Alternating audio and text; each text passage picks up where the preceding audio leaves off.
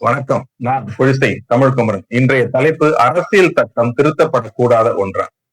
அரசியல் சட்டத்திற்கு சாதாரண சட்டத்தை விட உயர்ந்த அந்தஸ்து கொடுக்க வேண்டும் என்பதற்காகவும், மனம் போனபடி நினைத்த போதெல்லாம் திருத்துகின்ற ஒன்றாக இருக்கக்கூடாது என்பதற்காகவும் சில விதிமுறைகளை கடைபிடிக்கிறார்கள். ஆனாலும் அரசியல் சட்டத்தை காலத்திற்கு ஏற்றாற் போல் மாற்றி அமைத்தும் வருகிறார்கள். பொதுவாக அரசியல் சட்டத்தில் மாற்றங்களை கொண்டு வர வேண்டுமானால் சில வழிமுறைகள் பின்பற்றப்படுகின்றன.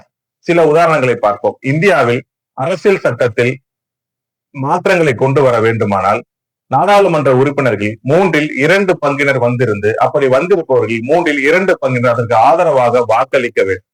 அதன் பின்பு இந்தியாவின் மாநிலங்கள் சட்டமன்றங்களில் அவை ஒருமனதாக நிறைவேற்றப்பட வேண்டும். அதற்கு பின்புதான் அரசியல் சட்டத்தில் மாற்றங்களை கொண்டு வர வேண்டும். பொதுவாக சில நாடுகளில் பொதுமக்களிடையே வாக்கெடுப்பு நடத்திய பிறகுதான் அரசியல் சட்டத்தில் மாற்றங்களை கொண்டு வர முடியும். குறிப்பாக சுவிட்சர்லாந்து நாட்டில் சுமார் 50,000 மக்கள் ஒன்று கூடி அரசியல் சட்டத்தில் மாற்றங்களை வேண்டி முன்மொழிந்தார்.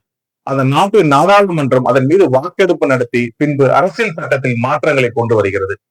பெல்ஜியம் நாட்டில் அந்த நாட்டின் நாடாளுமன்றம் அரசியல் சட்டத்தில் திருத்தங்களை கொண்டு வர வேண்டும் என்று நினைத்தால் உடனே அந்த நாட்டின் இரு சபைகளும் கலைக்கப்பட்டு புதிதாக தேர்தல் நடத்தப்படுகிறது.